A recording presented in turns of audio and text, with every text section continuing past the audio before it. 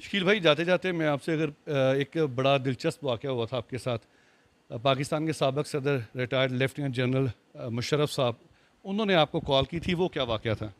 उसमें मेरा एक सोशल मीडिया पर एक वायरल हुआ था इंटरव्यू।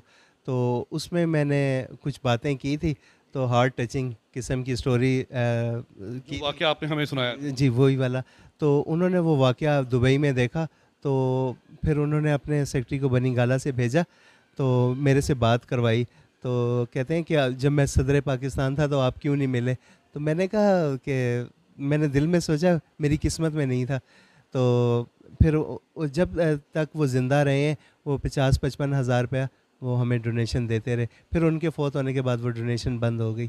तो वो काफ़ी मेरे से मेरे उस प्रोग्राम, जो टीवी का प्रोग्राम था, उससे बहुत ज़्यादा मुतासर हुए थे। जी। नाज़रीन, मैं यहाँ पर जनरल परवेज़ मुशर्रफ मरहूम के